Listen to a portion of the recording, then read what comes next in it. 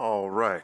Peace and greetings, Moors and Shalom, Israelites.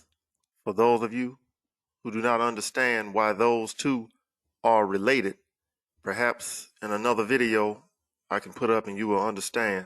And you can look at some of the other videos I got dealing with the Webster's Dictionary, etc., etc. So before I begin this lesson, I'm going to read this verse they have up here as the verse of the day. Psalm chapter 62, verse 1. Truly my soul waiteth upon God. From him cometh my salvation. All right, so let's get started. We're going to go into Deuteronomy 28. And this is not an attack on Deuteronomy 28 as some of the other ethnicities or nations are doing against Israelites. But this is a correction, right? Or you can call it correction, rebuke, whichever word you prefer, for certain Israelites to stop misusing Deuteronomy 28, because what you're doing, you're giving ammunition to the other nations who are our enemies, you understand? You're giving them ammunition to try to shame Israelites, to try to shame quote unquote Israelite camps. And you'll hear why I said quote unquote later. Because I started to upload a whole class I did the other day on the Sabbath day, which was over an hour. But I decided I'm going to put these up in pieces so each one will focus on a particular topic. You'll be able to look at each one. Because I do classes on a weekly basis on the Sabbath. It's just not on YouTube. So I'm putting that out there for you who love to call people individualites because you think they're not serious because they're not in your Israelite camp, which I don't see anywhere in the New Testament. Let's make that clear, right? But nonetheless, let's deal with Deuteronomy 28. So we're going to go to Deuteronomy 28. So anybody who disagrees with what I'm about to show, feel free to come discuss it. You can challenge it and have a healthy debate. If respect is given, respect shall be returned. You understand? So this is in no way meant to disrespect brothers that's out here doing the work, right? Nor is it meant to disrespect somebody who may have even just put a lesson up online about this subject. But I must show you, because I see this is an opening, this is a hole in the doctrine, that anybody who hates the Israelites, you understand, can and will use this against you. So I'm in Deuteronomy 28. Let me skip down to verse 54. All right. Now watch this here. It says, so that the man that is tender among you and very delicate, his eye shall be evil toward his brother, and toward the wife of his bosom, and toward the remnant of his children, which he shall leave. The reason I'm going here, because I have seen and heard brothers on the street teaching the Bible, and they will pull up this verse to say this is why the so-called black woman has a high single motherhood ratio. So right now in 2021, we could say that about 72% of the so-called black woman's households is single parent or single mother household. Okay, so I agree that that is bad. Those are terrible numbers, right?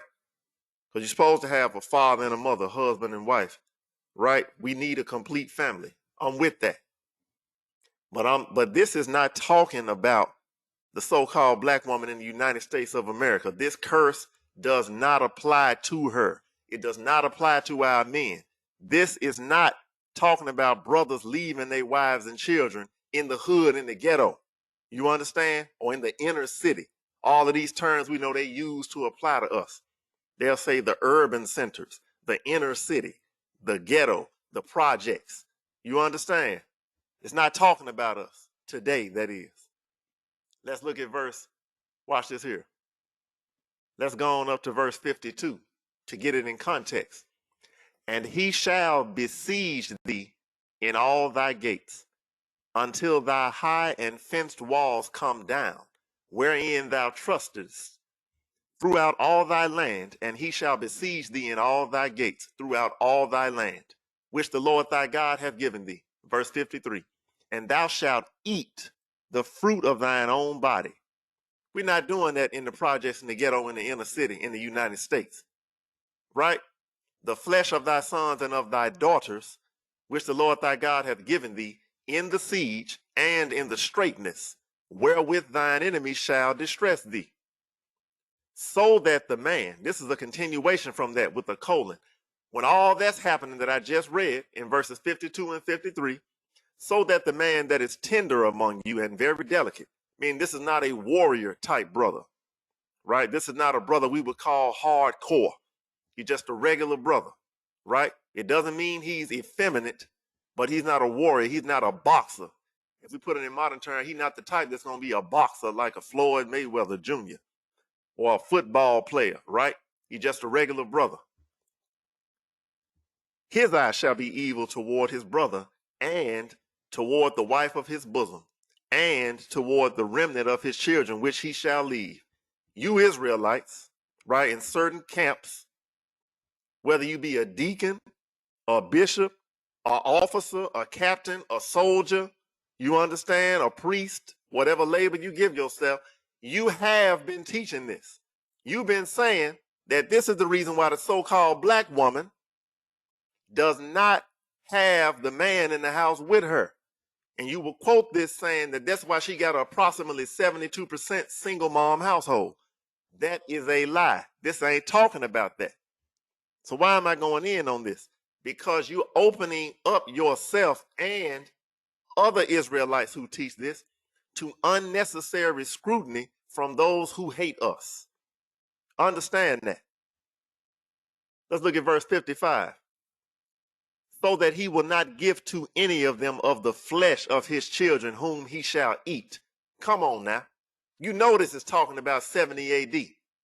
This ain't talking about Chicago or Baltimore or St. Louis. What? Los Angeles? Atlanta? Are you kidding me?